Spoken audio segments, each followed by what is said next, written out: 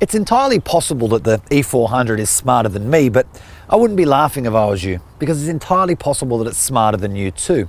And that's because this is the new ground zero in the battle for best in-car technology, and Mercedes has thrown everything they've got at this to tackle the best from BMW and Audi.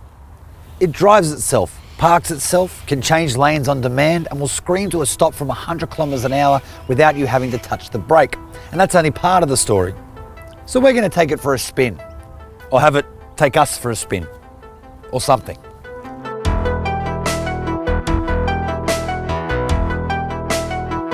But before we get to all that, let's talk power. The E400 4MATIC is the top of the pops in the E-Class lineup, apart from the AMG-stamped models of course, so it gets a hugely entertaining twin-turbo V6 that will send its power to all four wheels via a 9-speed automatic transmission. And that means a sub 6 second 0 to 100 km/h time and a limited top speed of 210 km/h, so it's pretty quick. We know that design's hugely subjective, but we're head over heels with the way this thing looks. These AMG stamped alloys are 20 inches, this huge glass panoramic sunroof standard fit, these strips here are polished aluminium, and there's 84 individual LED bulbs in each headlight. But more than that, the design just kind of works. It looks at once both premium and purposeful. But there is one element we're not sure about, and it's the way this grille sticks out in front of the headlight, and if you catch it at the wrong angle, it kind of looks like some kind of tumorous growth, but apart from that, we think it looks pretty good. Up front, this really is a world-class interior. It's light and airy, the materials are all fantastic, and this twin screen system, which is like two iPads laid side by side next to each other, really is something else entirely, and in fact the E-Class is the first Mercedes after the S-Class to get this system. Elsewhere, expect a 13-speaker stereo, leather upholstery, dual-zone climate control, and the usual scattering of niceties you might expect to find in a circa $140,000 car. Life's pretty good for backseat passengers too. As you can see, I'm sitting behind my own driving position and there is heaps of legroom and more than enough headroom too, provided you're under 6 foot. But those two glass panels let lots of natural light in, and the fit and finish on these doors is just beautiful. Now you can squeeze 3 across the back here, but it's not recommended. You're better off going 2 up and pulling down the pull-down divider, which has this handy little storage unit and 2 cup holders. Now backseat riders do get their own air vents, but they can't control the temperature. But there is a power source here too. There's also 2 ISOFIX attachment points, 1 in each window seat.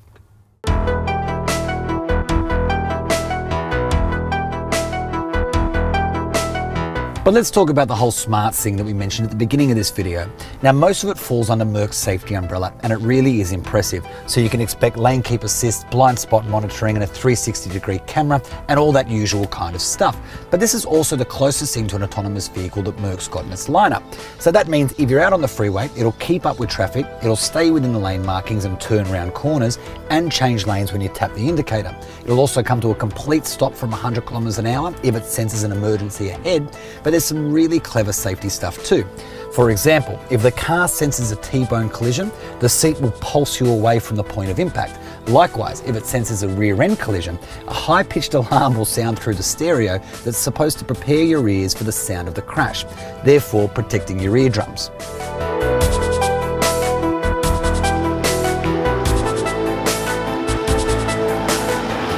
There's actually kind of 3 parts to the story of this car, and the first is actually the most obvious.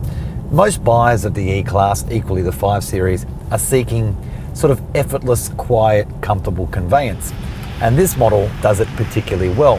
The E400 4MATIC has Mercedes air suspension as standard fit, and it does an absolutely sensational job of ironing out the road's imperfections and making every journey as smooth as it possibly can be, and we are hugely impressed by it.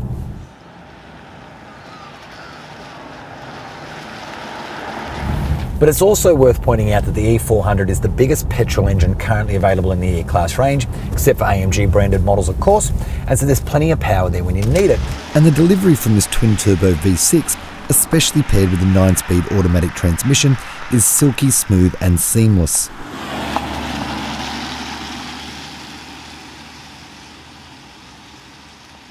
But there is a whole nother side to this car, and it's accessed by changing the drive modes out of comfort or Eco and into Sport or Sport Plus. Then the whole character shifts. You can probably hear the engine note getting a little bit louder. It automatically drops down a gear, and the E-Class then does do a pretty good job of becoming a performance sedan.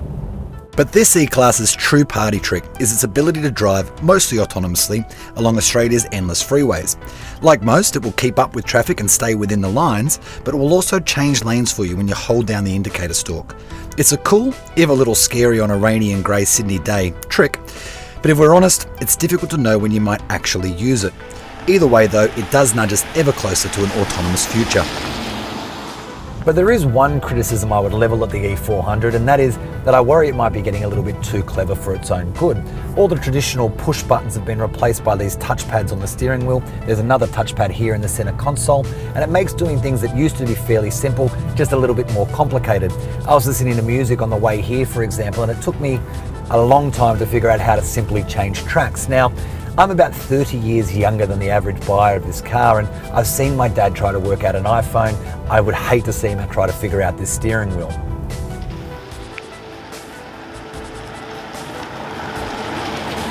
I must admit, I started this thinking this car would be all about the clever tech and self-driving technology, but at the end of it, I've actually fallen in love with the engine.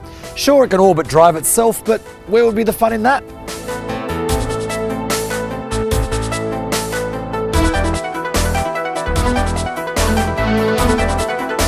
To read the full review, click here, and don't forget to subscribe to stay on top of all our latest videos.